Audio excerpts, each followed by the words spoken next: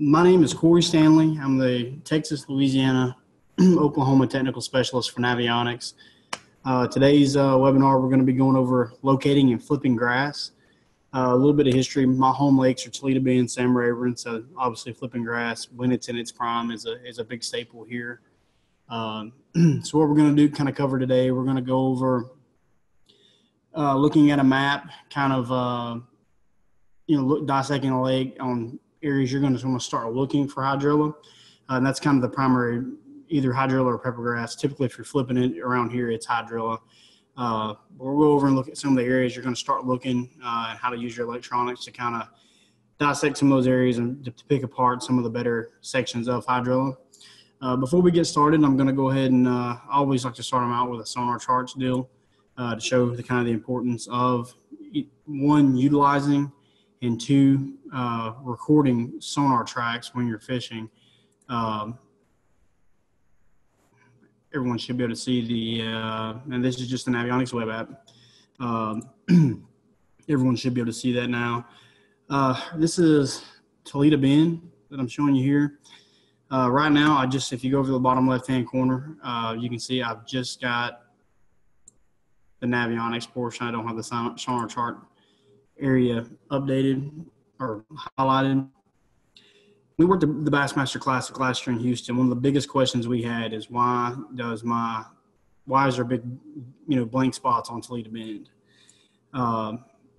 There's a few different reasons for that. I won't go into that, but there's an easy way to fix it. As you can see, these spots where data is missing, there's just perfect cut lines there. The way it works with the sonar chart program is it's users that are fishermen are out just record, update the database, and then it's shared with everyone. But that being said, the reason that it's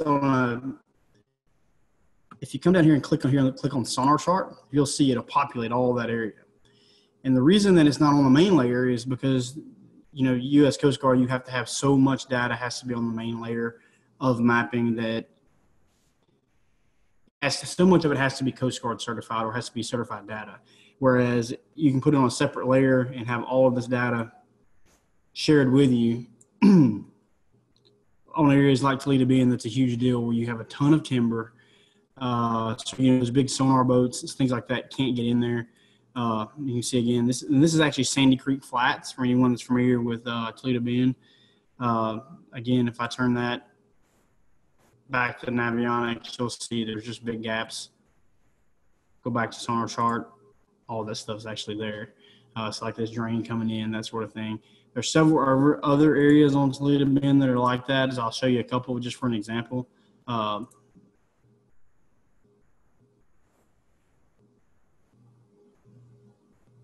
see.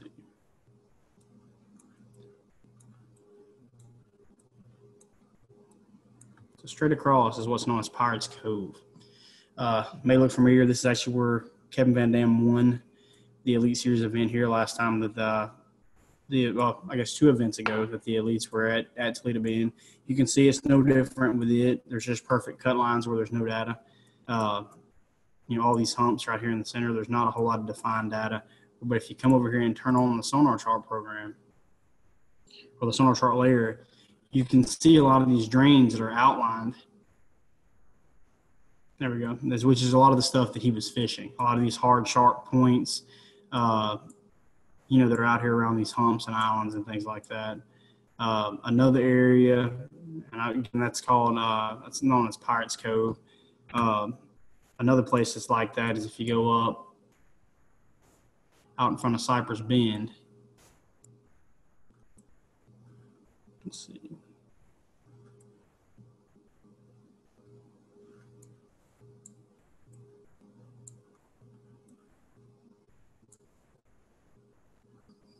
Computer's kind of lagging a little bit.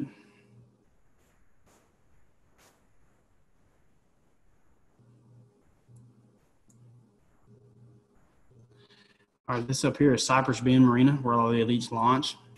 A lot of big tournaments are held on Toledo Bend. As you can see there's also huge areas just missing mapping.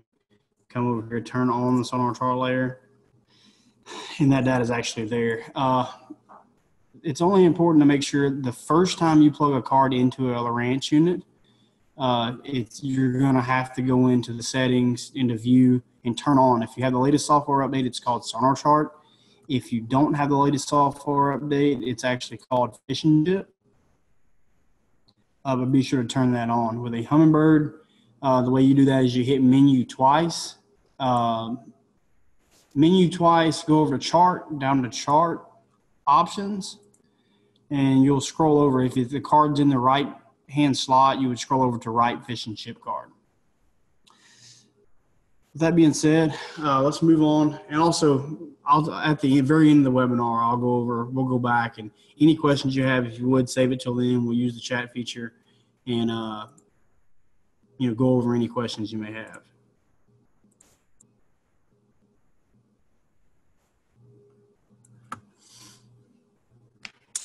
All right, let's shoot over to, while we're here, we'll go ahead and start on Toledo Bend, kind of show you how to pick apart a map on some good potential areas for hydrilla, or areas that, fish are using to transition. And if there's grass in the area, it's going to be areas you want to key on. I know of several areas on Toledo Bend that, year in, year out hold tons of hydrilla. So we'll actually look at some of those and why those areas are productive. In my opinion, it's no different. Any of you guys who fish hydrilla, it's no different than when you, in the early winter to early spring, that pre-spawn period of those fish, you can catch those fish on both those lakes. Anyone who hasn't fished either lake knows that you can pick those lakes apart and catch some of the big stage females on a rattle trap. The whole ripping it out of grass thing. Well, you're going to be looking for those exact same areas. They're just at a different, most of the time when you're flipping grass, it's going to be 95% of the time it's a post-spawn deal. So those fish are going to be they're going to be relating to some of those same breaks, just in kind of maybe a little bit different depths of water. First, this is Housen Bay. I'm sorry, there's not Housen Bay. This is Housen. Pretty popular area on the south end of Toledo Bend. Fin and Feather Marina is right over here. Straight across from the marina, an area that is always has a lot of hydrilla in it, but it also has a lot of drains and ditches in, is called Ashmore Flats. So if you were to start looking at this big expansive area of flats, what you're going to want to look for are sharp breaks in it. So like, for example, here, you've got 26, 27 foot of water right here, and then it comes right on up, as you follow it up, 16, 17 foot on the edges, it jumps up to 10. Well, you want to the way I would pick this apart is I would come through this with my side scan. I've got a Humminbird Solix 15 at my dash. I would have it shooting out about 100 feet either direction, because you're not needing to see, when you first are just looking for expansive, grass beds, you don't need a ton of detail. So it's not like one of those deals when you're looking for individual fish. You're going to want to kind of draw that into 50 foot. I like to get in on about 100 foot either direction. And I would start idling out on the mouth of this thing and start and go all the way up this thing until I start finding, patches of grass. Once you find the grass, you're going to want to look for irregularities in it. Perfect example is like you see as you come in here real deep water, and then you got a sharp point with a hump that jumps up to 11 feet. Well, that's somewhere that if there is grass in that area is a prime spot, because those fish in the summertime, as they like to relate to grass, there's always perch, bait fish, and stuff like that in the grass. Keeps them cool, but they also like the comfort of being next to deep water.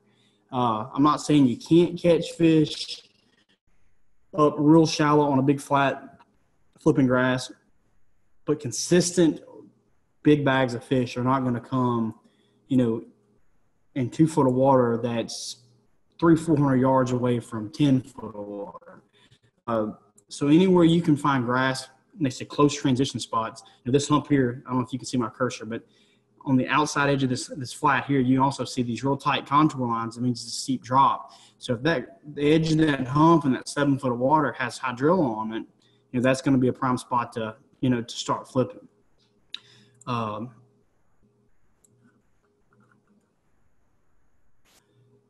Move on to kind of give you an example of what.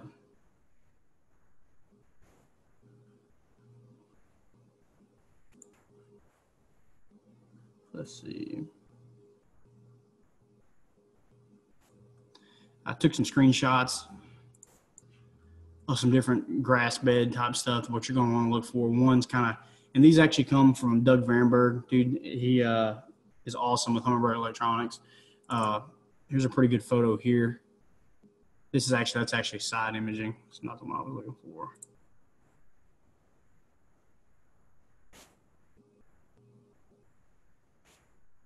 Okay, here we go. All right. So this is a side scan. This is a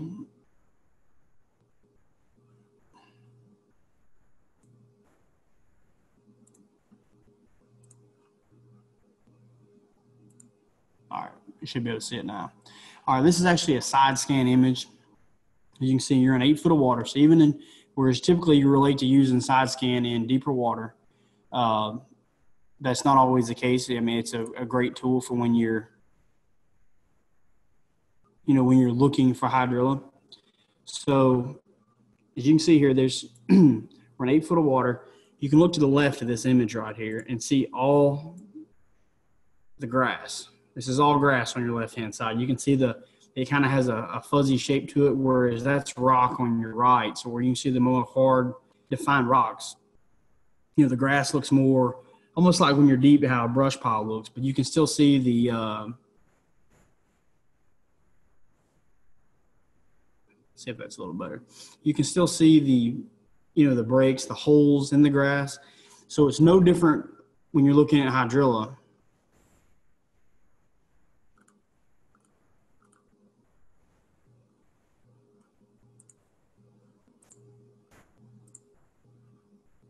Hold on a second, I'm having a little bit of trouble sharing the screen.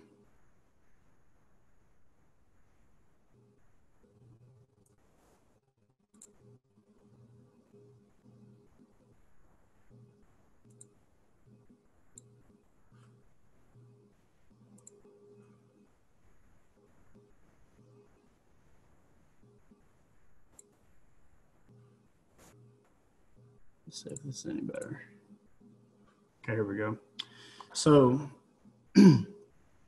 it's no different than when you're looking at structure offshore. You're going to want to look for the points, the pockets, the holes, the thick spots. I mean, you want to look for those spots that are off the beaten path, the irregularities in that grass bed when you're flipping grass.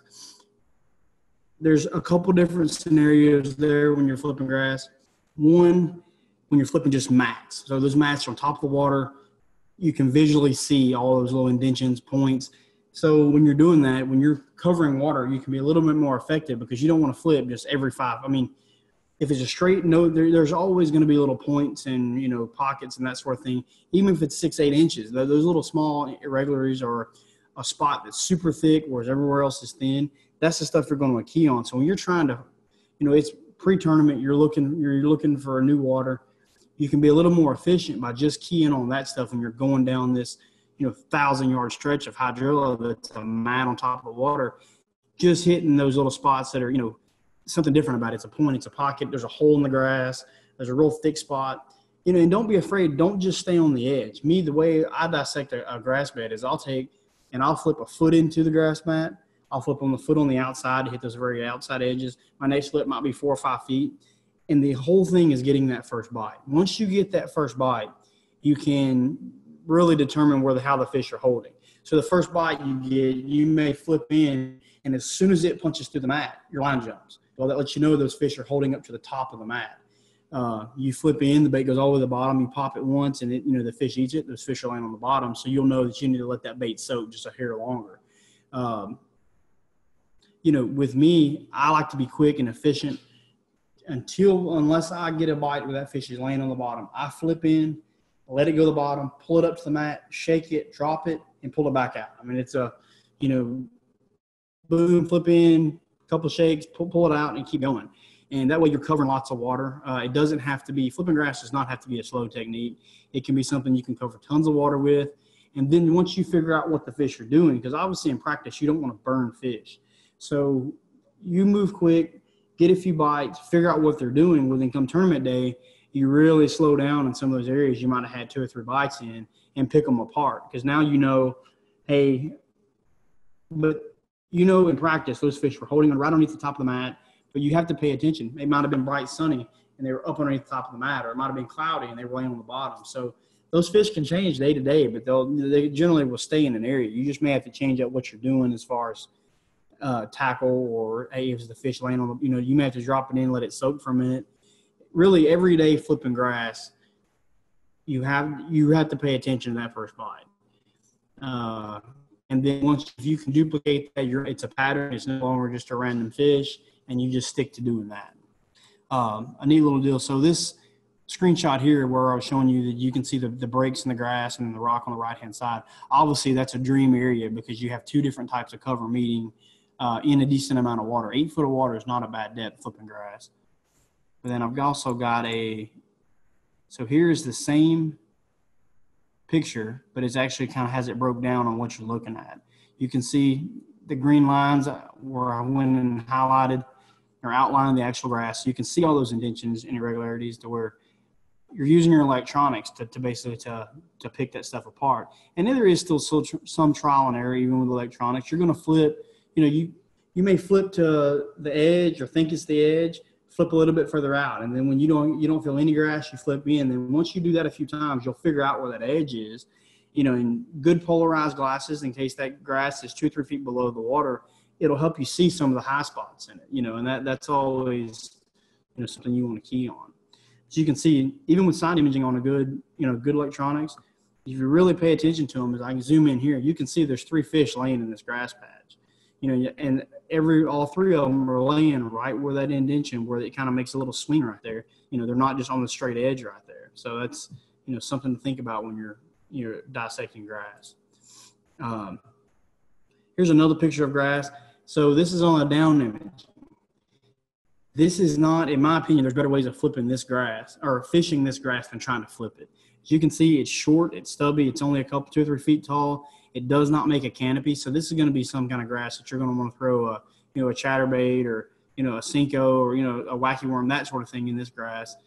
Not necessarily flip it, because when you're flipping grass, those fish are getting up underneath canopies. And this short, stubby grass, it's just not providing the depth or, the cover for those fish to get underneath. This is actually, there's a huge debate on using side scan on the trolling motor. Me personally, I like it for when I'm moving, covering a lot of water, because I can, even flipping grass, I can look at these grass mats without actually having to fish them, on my trolling motor. I can move real quick and still, get a pretty good idea of what's going on. As you can see, it's a little bit more grainy than, say, using your big transducer, when you're, running 5 miles an hour, you're going to get a more sharp image. So you can see here, this is, 2.5 miles an hour and 3 foot, almost 4 foot of water, but you can still make out the edges of this grass and how that stuff's laid out. And you can tell that's a mat, because as you can see, you can't see over the top of it. That means that grass goes all the way, or that structure goes all the way to the top of the water, and it's creating a shadow to where you can't see through it. Again, here's another deal to where everything's outlined. You can kind of see the drop. There's some fish highlighted in green. Again, as you can see, the grass makes a point, and then as that point rolls and starts to roll again, those 3 fish are laying right on the edge. So you have a drop and you have an edge of grass, and that's where all 3 of those fish are located at.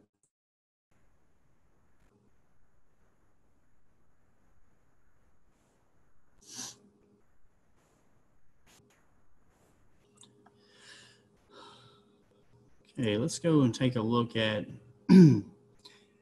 let's take a look at the different tackle when we are picking apart grass. I'll take that back. Let's go look at the map of Sam Rayburn, and we'll look at a couple more areas to where you're going to want to look at. But still a perfect example on this drain going in. That's the same type of thing you're going to pick apart with a rattle trap or something. But what you're looking for there, like the picture I showed where you have the rock and the drain in the middle, would almost be like this, a little between these 2 ridges right here. If that grass was growing on the side of that ridge, you have deep water access right next to it, plus you have a shallow, with grass matted in the middle of it. Kind of go over to Sam Rayburn and show you some of the areas I like to spend a lot of time flipping. Because it's not all the same. It's not all going to always be just, flats. perfect example, very popular area on Sam Rayburn. This is 5 Fingers. A lot of people know 5 Fingers. So some of the best areas that I've actually flipped in 5 Fingers are in the very back of a pocket. And we're talking, different times of the year, summertime, late summer to early fall. Those fish, you can catch them flipping a little further back in the pockets as long as you still have deep water access. Here, you've got a huge point, like flat point that comes out between these two deep drains. As you can see, you're talking 24, 25 foot of water out to 30 right here. But it jumps up to 5, within a cast. So you're 5 to 25 foot of water within, a couple boat lengths. So this side of this thing is always in the summertime, and as the fall comes in, those fish will move back. But as you can see, though, you have really deep contours. I mean, you're in 12, 14 foot of water in the center of this thing, and then it just jumps up. So right there on that edge, as it falls off, so these fish like to move on migration routes. So they like edges of flats, edges of drains. They're going to follow that back. No different than a deer does in, say, an edge of the woods. They're not going to go right across the middle of middle of something or bed down out in the middle of a field most of the time. They're going to be on the edges, to where they've got good camouflage from, if they're from bait fish or from perch they may be eating, or, they also feel safe because they're covered up with a big mat of grass over the top of their head. Not to mention it keeps them very cool in the summertime. No different here. Start here. If I haven't been to sand area like this in a while, I'm going to shut down out here and start scanning. And as I'm just scan to get here, and then you're going to know by, say, 15-foot mark, if you don't see any, if you're halfway back and you don't see any hydrilla, you can turn around and leave. So the days of having to get up and actually fish something to determine if there's good hydrilla there, you can be so much more efficient now by just coming down the middle, scanning out about 100 feet and figuring out where there is grass. Another area that's perfect is I'll shut down and come around this back side of it again, because you're coming up real deep water, 23 foot, right up to 5 or 6 foot of water in a hurry. So then that's the kind of things those bigger largemouth are going to hang around. And there's spots like that all over, this lake. This is Veach Basin. Veach Basin is known for hydrilla. So you got a drain coming into and I like the little irregular. I don't like just the huge, drains that, there's endless areas you have to fish. I like these little off the beaten path. It's a small drain, comes in here on the side of this flat. I can shut down, idle that drain in 2 minutes and know if there's hydrilla there. If there is, back up and fish it. You can be very efficient, move quick, and then you can cut across across the flat. As you can see, the drain comes up real close up to the bank there and then turns around and goes back out with real sharp contours around that edge. So that's kind of some of the areas that I like to look at if I'm flipping grass. We'll go over and take a look at some of the equipment that I like to.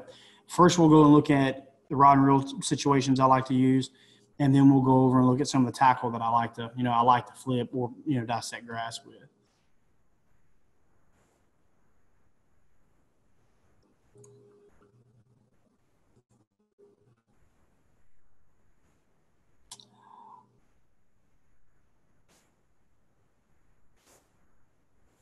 All right, we'll jump over to the Lose website to show you kind of the reels that I like to flip with.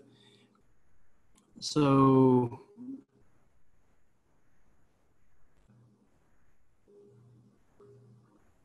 they've had a lot of new stuff come out. Let's see. Let's go back to the main deal.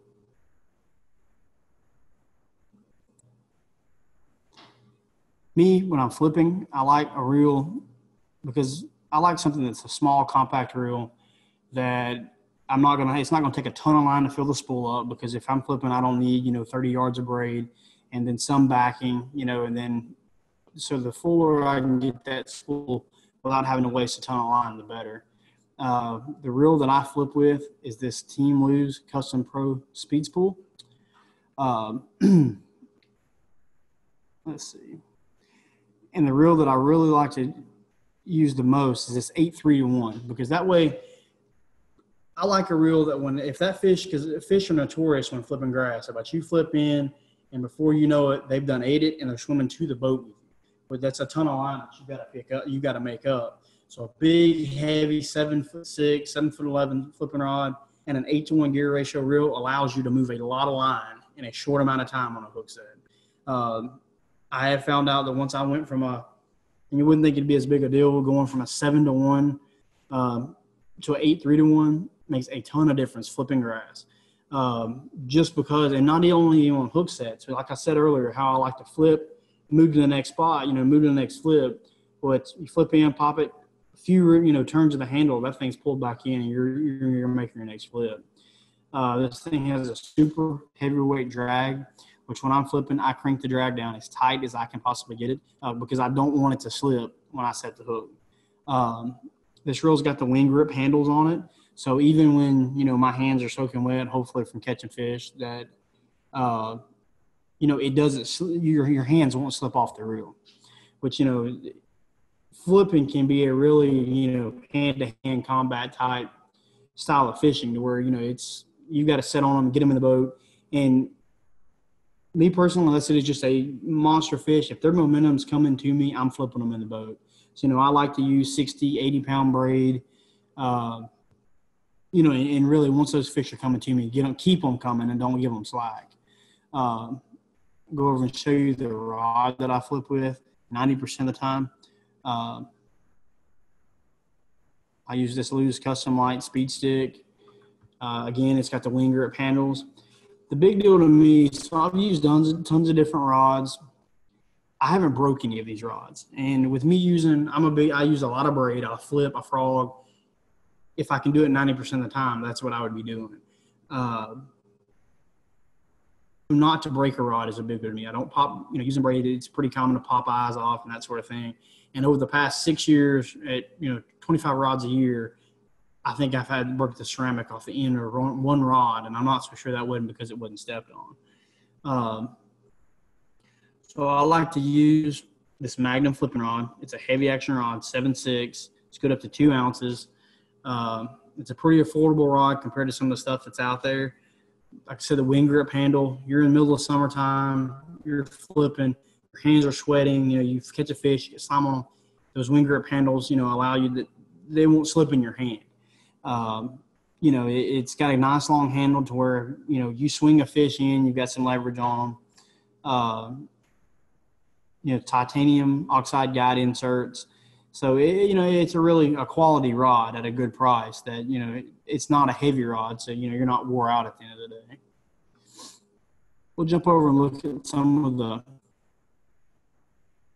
the baits that I flip. I'm a big time, I have no sponsorship or affiliation with them. But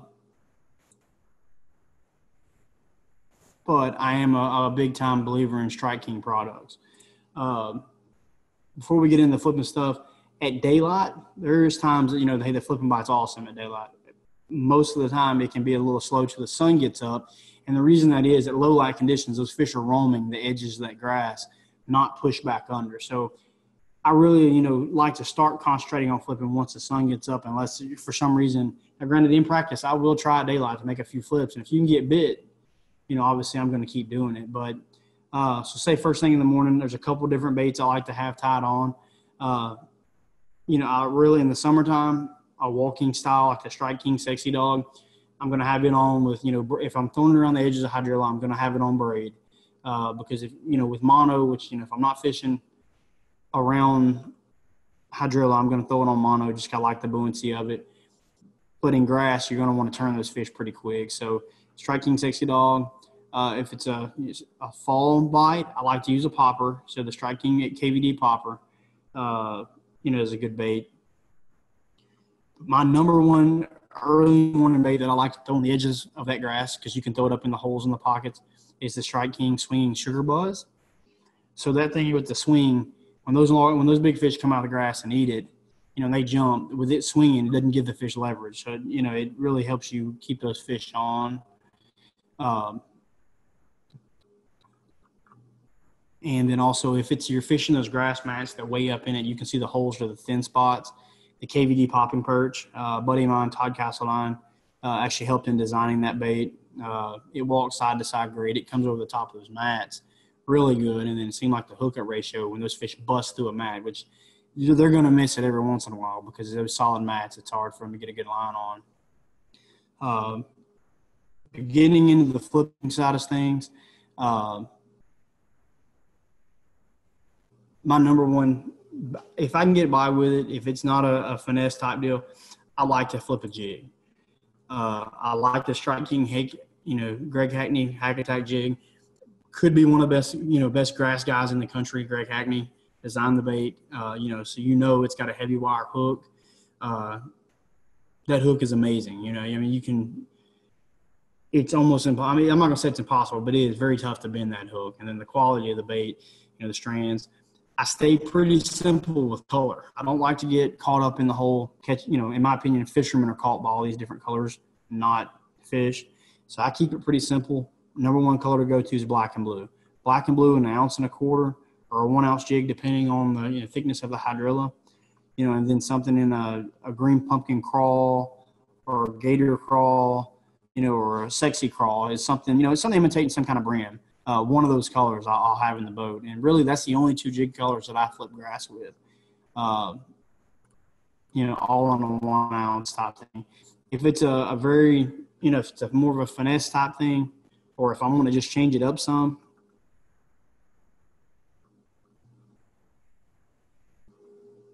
I really like the Strike King tour grade tungsten slither rig. So it's the same look. It's just if they're, say, for instance, it's kind of a tougher bite, but, hey, I can catch them flipping just a plain rodent. Well, then I can try to bulk it up a little bit for a bigger bite, and add this to it, but still have the rodent on the back of it. And it comes through the grass amazing. Again, I keep it simple with colors, black, blue, Bama crawl, green pumpkin crawl is probably my 2 basic colors I'm going to have 99% of the time. When it's a tougher, I'm just not getting very many bites. The first thing plastic-wise that I'm going to go to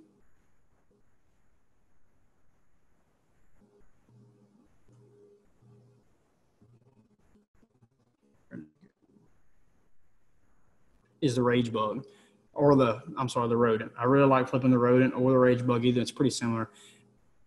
My first choice is going to go to the rodent, the 4-inch. Same thing.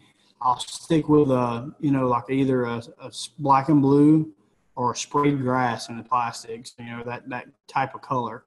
Again, just imitating perch. Keep it real simple. I don't get caught up in a lot of color skews. If for some reason they're eating the back of that thing but not holding it, I'll go down to the menace. It's a really more of a finesse type thing, but you can still put it on the back of a 3/4 ounce weight. If I'm using soft plastics, I'm going to stick with a 3/4 ounce weight. They come through the grass a lot easier than a bulky jig. But that menace seems like if the bite gets really tough, or if I quit getting bites on a jig, I can go over to a menace and pick up a few more fish out of that same stretch. Every once in a while, not very often, I'll pick up a big worm and flip in it. That's something people really like to do. In my opinion, I get too many small bites on it for the large bites I get. I would rather only get a handful of bites all day. Because flipping grass is one of those things you might have to commit to getting 6 or 7 bites all day long, in order to get, try to get 5 quality fish. Something I didn't go over is if I am fishing soft plastics,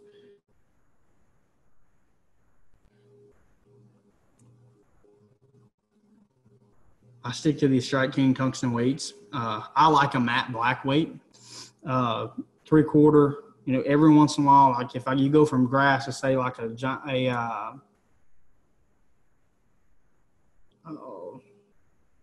giant Sylvania, which is it's not that great, or a water hyacinth. That's what I'm thinking of. I'll bump up to a 1 ounce, ounce and a quarter, ounce and a half, something like that. It's basically the biggest I've had to go to. But typically for hydrilla, it's going to be a 3/4 is my go-to weight.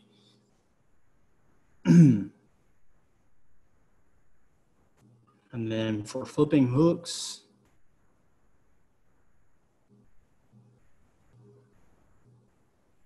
let's go here.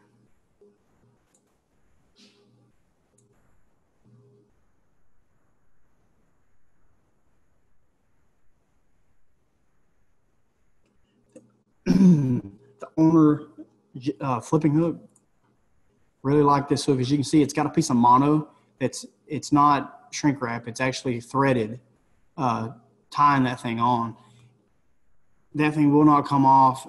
It's a great keeper all day, and it's small enough that it doesn't. Your bait slides right through it. Then when you pull it back, it kicks out and it doesn't tear your plastics up, which makes a big deal. Because some of the ones that have the big keepers built onto them, once you push your plastic to it, it tears it up so bad that you can't.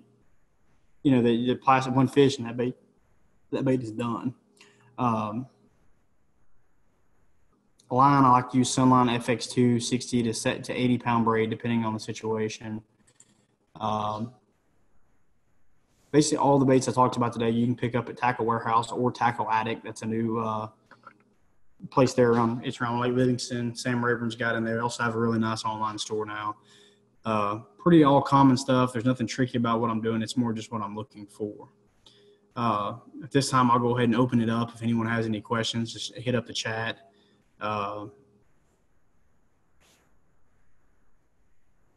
Just let me know, and I'll try my best to answer each one of them.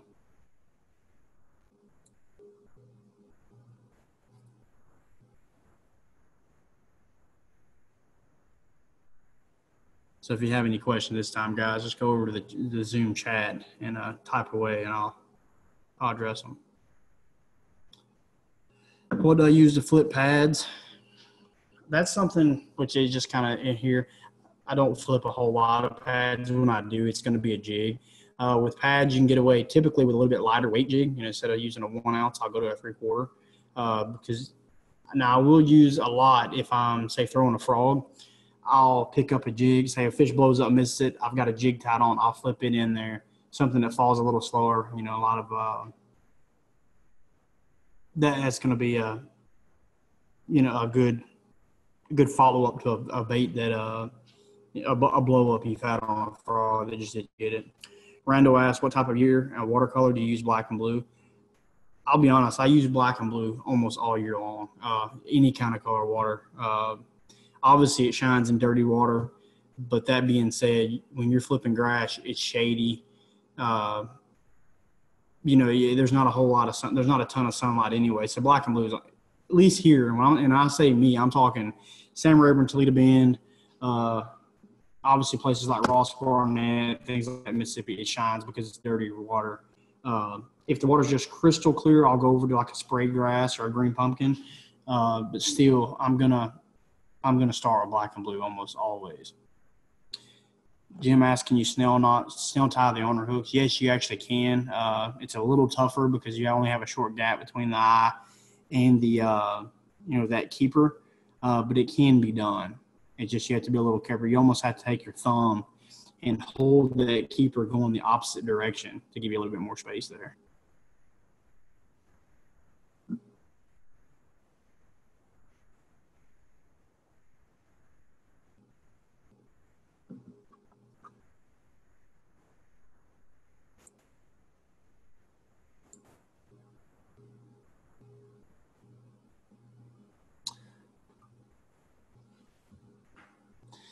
Tom asked if I have any more screenshots of fish in the grass.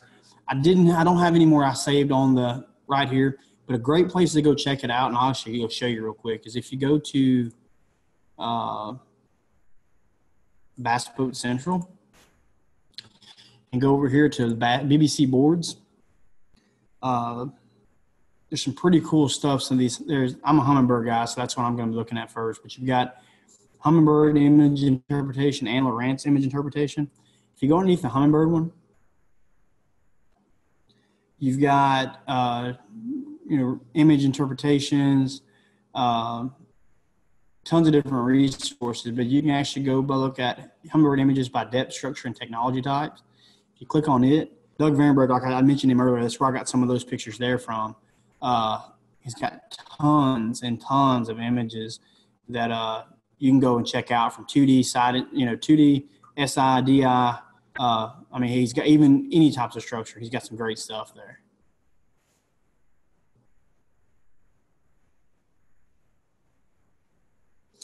Randall asked if he says he fishes Lake LBJ in Central Texas and the grass is really thick. We just flip the edge. Like I said earlier, depending on water depth. Now, if it's only 2 or 3 feet deep, yeah, I'm flipping the edge. But if it's 5, 6, 7, 8 feet deeper or deeper, then I'm going to have a bait that I can flip the edge with. And if I've got to go up to 1.5 ounce weight, then I'm actually going to punch a foot or two up into the mat, because, I mean, there's times if it makes a canopy, you can bet those fish are underneath it. Now, granted, it might be, you know, an act of war to try to get those fish out. But that's a good problem to have once you get, you know, it means you're getting bid. So, no, I mean, even because some of the toughest things in the world to flip are water hyacinths. You know, used to on the Red River, that's the only way. I mean, that was the way to go on catching fish. And, you know, so you would want to flip, you know, same thing. I'd flip the edge, I'd turn and flip 2 or 3 feet into it. And even then, you'd have to flip it up 10, 12 feet in the air and let it splash down with 1.5 ounce weight just to get through. But once you got through, pick it up to the bottom of that mat and shake it, and those fish will come up and actually eat it with it shaking underneath the bottom of the mat.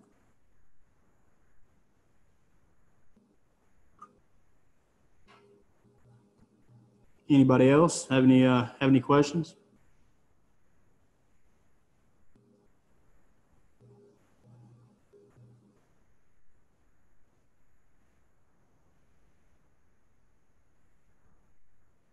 Mario asked if I use a bead in my flipping setup. I don't. I use a bobber. I use a 6 cents bobber stopper on top of it. I don't to peg it, and then I go straight to the, you know, straight into the hook from underneath my weight. And on my knots, I do like using a Snell knot, although I've had really good success using just a polymer. If I use a polymer though, the tag end, once I get the polymer tied on the tag end, I'll tie an overhand knot. That way, if for some reason that knot slips, there's an overhand knot that won't allow it to pull all the way through. You know, and another thing I didn't cover that I like to do is, if that braid isn't brand new, I like to take a black Sharpie and color about 6 feet of my braid, you know, just to make sure those fish aren't getting a good look at it.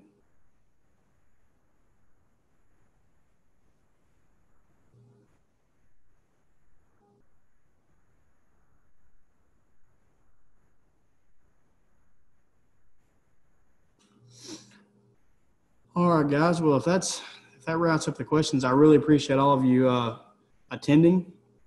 We'll do another one again. I'm sorry, Mario asked, any word of the Sharpie smell? No, not at all. I've never noticed anything on the Sharpie smell whatsoever. You know, I mean, like I said, it's a quick deal. I mean, it's not like it's down there soaking either. So I've never worried about it. But like I said, I appreciate everyone attending. This thing will be recorded. It'll be up on the Navionics website under webinars.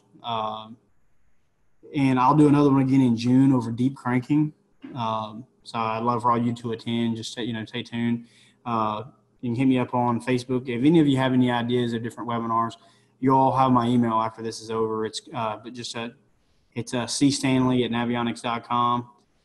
Then my Facebook is Corey Stanley, Corey. Feel free to any of them to reach out to me on that.